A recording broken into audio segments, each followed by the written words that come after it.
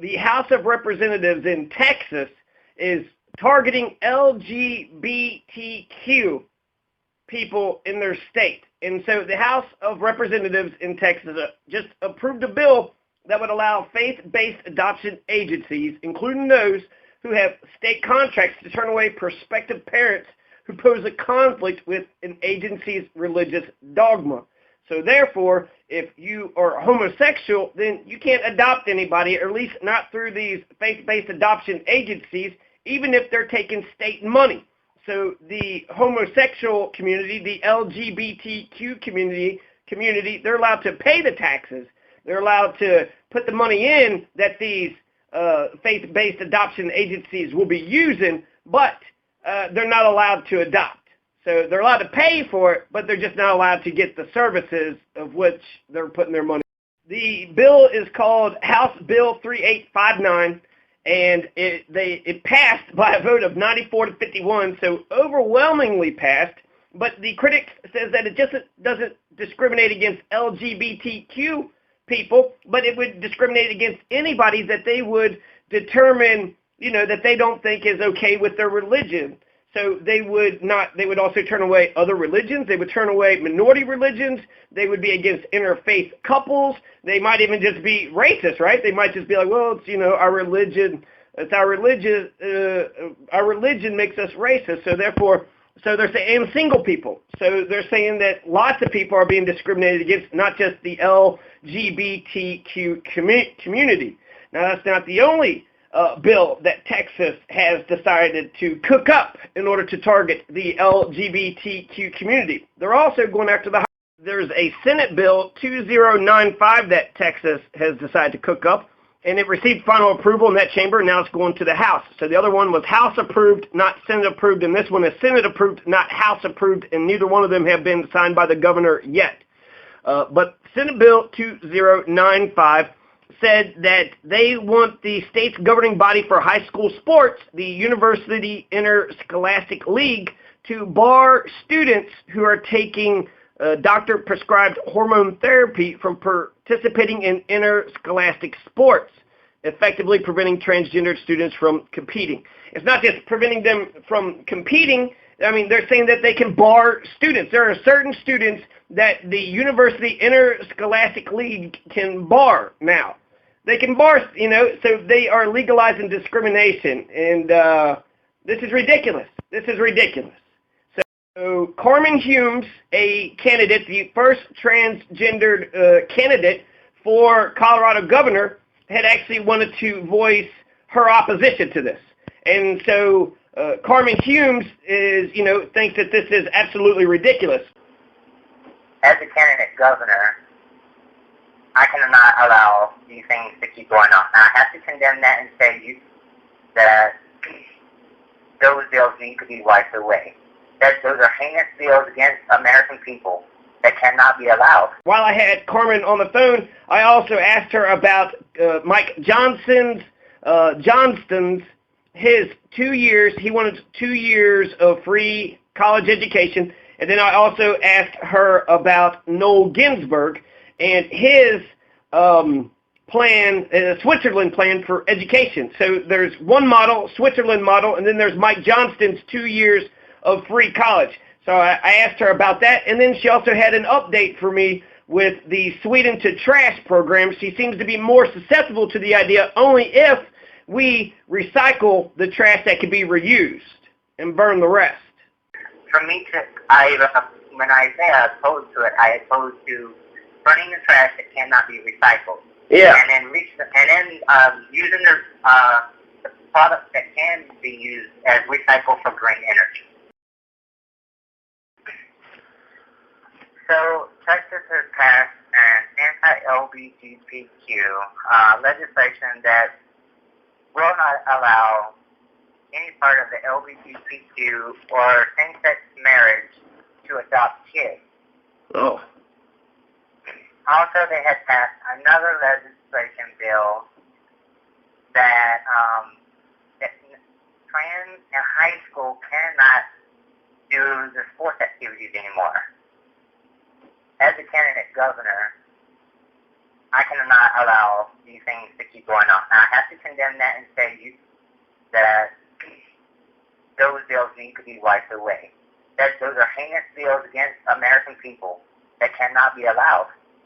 Yeah, the first one I'm totally with you on. That's straight up. So they're just going to discriminate against trans and gay folks to not be able to adopt kids when there's that one testimony of that one guy in Congress, and he was like, I was raised by 2 women and I'm okay. So yeah, I think that's totally crazy. I didn't totally understand what you said about the second one. Something about high school.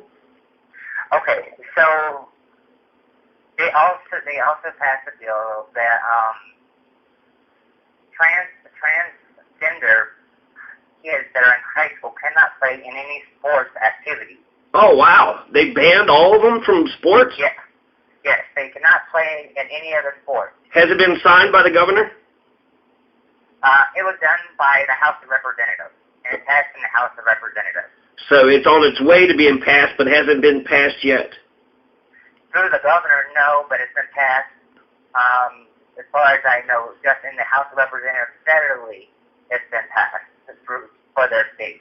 No, that's scary enough. That means that's just, one of 3 steps. Now they just need to get the Senate and then the governor's signature on it. So that is worrisome. I can understand the outrage. That's it's hard enough to be in, different to begin with, and now they're, for the kids in high school, God, public schools are brutal to begin with.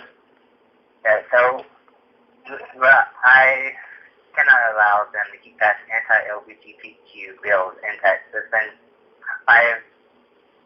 a couple years ago, Alabama passed the same law, and Texas wanted to follow it. Yeah, no, that's good. So I wanted to make sure that I am doing my job of protecting people, if they're in my state or not in my state. Yeah, no, that's good. I think we should condemn all the stupidity anywhere it happens. So thank you for letting everybody know that. There's 2 policy issues I was wanting to know. Specifically, Mike Johnston, he talked about getting 2 free years of college. He wanted to just pay for it through the state somehow, and he said that 2 years of free college or vocational schools. And then he said that the way it was going to happen was through volunteering. So sort of like a National Guard type of deal where you do some work and then you, I guess maybe work study. Maybe that's a better comparison. But 2 free years of college, would you be in favor of an idea like that? Do you like that idea? What are your reactions to Mike Johnston's plan? So I am for free college in Colorado underneath stipulations that people complete either the 2-year or the 4-year in appropriate time. As asked by the state, if failed to, then you can be held responsible for the cost of the college. Yeah, that's good. So make sure they complete the program and not just take the money? Yeah, so they have to complete the program for them to do that. Okay. And there will be arguments or ways for us not to get that passed, but I think we really can get that passed. Yeah, I think so. That's one of the stipulations for FAFSA. I think there's all the Teach Grant. The Teach Grant works like that. If you don't complete the program, then it turns into a loan. It's going to take a lot. It's going to take a lot in the state office with more legislations of the House to get it passed. But I'm not going to say it's not doable because it is doable and we can do it. Yeah. Yeah, that was like one of the few actually policy issues I was able to pull out from Mike Johnston. One of the Noel Ginsburg, the big policy idea that he had was he wanted to use the Switzerland model for education, and it's complicated. I encourage you to take a look at it, but just the broad strokes, it's sort of like an apprenticeship. Get the schools and then get the businesses together.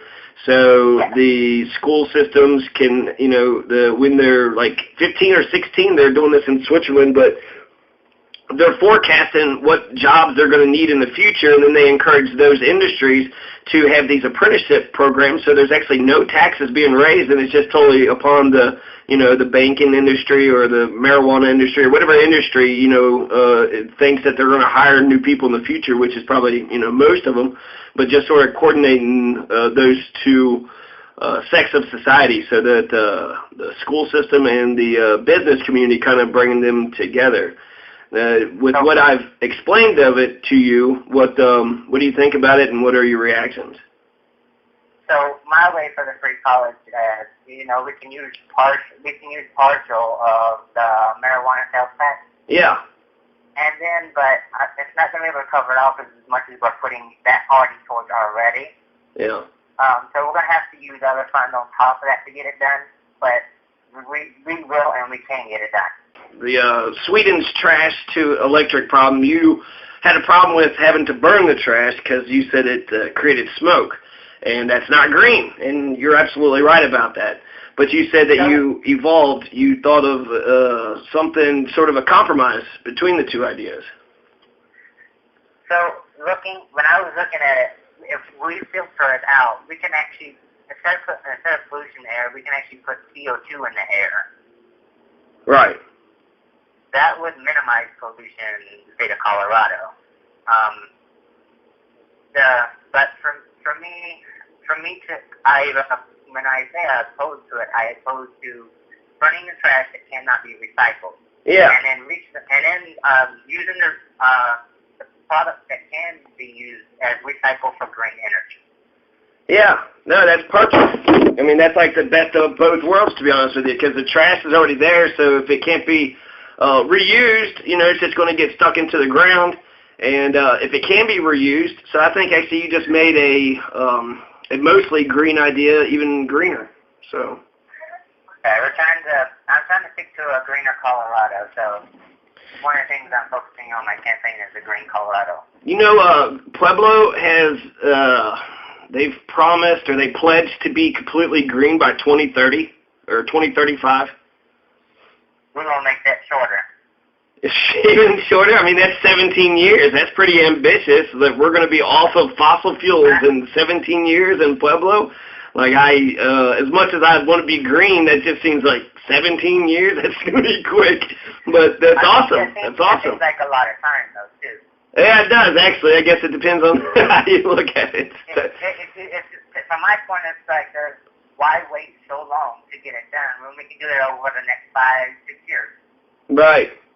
Right. I mean, yeah, if you hit it, straight right away, head first, dive in head first, I think that's probably the best way to change it, because if you get to thinking it's 17 years, you'll say, oh, we got time, but I don't know. Climate change is pretty serious stuff, and if we could get, I just heard Tesla is releasing brand new solar panels.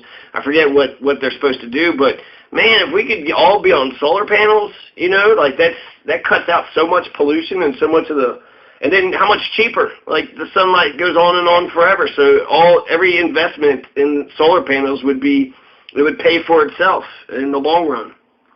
So I am opposed for solar panels and windmills. Right. Would you be in favor of like some sort of government program giving out solar panels to people or anything like that, or just encouragement and education? We could, for what I say with that, is passing a bill like that would be a lot of discussion to bring to the table. But I mean, I think for like new homeowners or new first-time home buyers, give them that incentive. Give them that incentive for buying the house. Yeah, they do like tax credits. I know a lot. I don't know too much about how the tax code works, but I know that a lot of politicians do tax credits. So if you like, and then for homeowners that's already been homeowners for a long time, instead of covering the whole thing, we can probably negotiate a price that they pay half and we pay half. Yeah. That's a good deal. I would be more ambitious. I would really be strong against. Or, we pay 75, they pay 25. We can take a little bit more help. We can do a little bit more help because it is responsible of owning a home. A lot of responsibility. Right, but also it depends on how much money is in the state coffers too. So. Yeah. I'm ambitious. Yeah, go ahead. That can be used with probably the energy department from a federal stance also. helping them also help our state to be able to fund that. Yeah, I guess the problem with that is, like, tax credits are good for those who are informed and are paying attention to them, but I'm not for sure. I never really made enough to get exempt in tax credits. Obama did it a couple years ago, where he was actually, because he was a very big supporter of clean energy with solar panels and wind farms and everything. Yeah. Actually, he was giving away solar panels to homeowners. Yeah. At no charge. I mean, Germany, 50% of Germany has solar panels on their roof, so I'm not sure if there was a government incentive program or how they did it, or if they just, all of them were just educated enough, but it seems like the government probably had a hand in that. I got a kind of an ambitious idea here I want to pitch at you since I got you on the line, and we're having a good conversation here. In Pueblo, we got a lot of problems with this Black Hills Energy. And Black Hills Energy, they want to build, power plants here and there, not around Pueblo, but around the state of Colorado, and then they want to raise our rates on electricity. And so what it makes me think is if, either we could, as a city, just like we own the water, just like we own the trash, we could also own the energy companies. So I would either, Black Hills, you start treating us right, or we're going to buy you out. And then once you buy the company out, then you could take the profits, because the government's not trying to make a profit. It's not like a corporation. They're not just trying to make a bunch of profits. But when they do make profits, they could take the money and put it towards clean energy, put it towards those solar panels, put it towards those, those wind turbines. Yes, the wind turbines for the wind farms and solar panel farms. One thing I'd like to see that will happen in Colorado is getting away from coal, from the coal plants that produce energy. Yeah. I want to actually try to start minimizing them very slowly over probably 5 or 6 years, and then do the reproduction of the cleaner energy of solar panels and wind farms and more other nature that will actually bring us cleaner energy instead of polluting our air more. Yeah, I think it's the right direction. It's kind of controversial, though. A lot of your conservative, they'll say that coal produces 60% of the world's electricity, or America's, or something. And then they'll say, what else are you going to do? All the other alternatives aren't as efficient as coal. So what would you say to those critics? Yeah, I'll agree.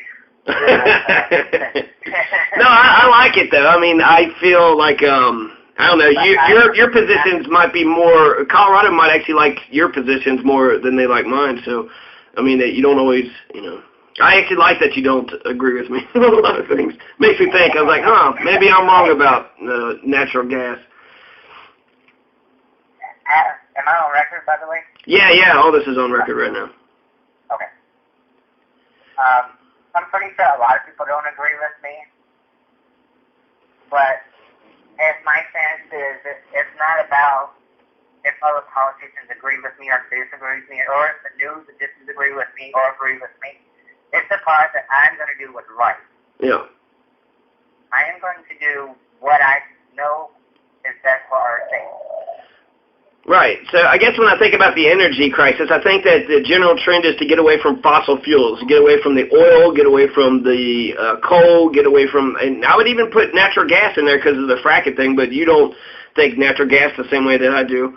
But definitely oil and coal. Oil gets us in all these foreign, interventions, all these wars, and then coal is dirty. I mean, it literally produces all that sulfur. So that would be generally where I'd want to go with it. So I know that we need those companies. They provide jobs and they provide a lot of electricity. But I do want to know that my politician isn't afraid to stand up to big oil or big coal to make sure that they're not polluting, make sure they're not gouging the consumers. And I think the best way to do it, one of the best ways to do it, is to, nationalize it, threaten to take them over. If Black Hills wants to raise our rates, then then the city of Pueblo just takes the company over, and then now they have, we'll buy them out or whatever, but now they got no company. Now we get to decide what rates we want to put for ourselves. We could go to the city council and yell at our, politicians there, but right now with Black Hills Energy, I think the CEO is in Texas somewhere, so if we have a problem with Black Hills Corporation, there's nobody that we can hold accountable. I agree. I have no issues with putting my foot down. I have no issues with telling them how it's going to be. Would you consider buying them out? Would you consider, as governor of Colorado, buying out the coal companies or the oil companies and running it as a state business instead of a for-profit?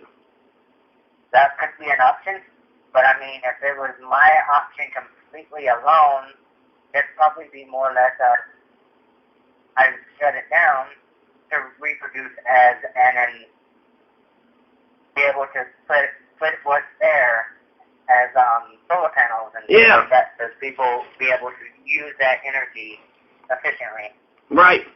That would be the good thing about owning it. So if the state was to own it, then you could, slowly sort of, what do they call it, weaning, just wean the people off of coal and oil, and then once they get enough solar panels, once they get a battery, a battery-based system and solar panels and some wind, then you can, unplug the coal plants. Until, we're energy independent, we're still kind of dependent on coal and oil until we get to that point. Yeah. Yeah, I would like to see Colorado get away from a lot of that. Yeah. And that is honestly what I'm pushing for, to get Colorado away from that. Gotcha. Because like I was explaining earlier, my focus is turning the state of Colorado into a greener Colorado, a more cleaner air. Those I'm actually going to stick with. Yeah, I mean, you can't. My other things, but those are my biggest things. Yeah, I mean, you can't argue with that, really. The sun goes on and on forever, so a good solar panel that holds up, well, you could get energy unlimited until the solar panel, the parts, I guess, deteriorate. And wind, same thing with wind. It just goes on and on and on. And in Colorado, we have enough of wind anyway. Yeah. We can definitely profit from that very much.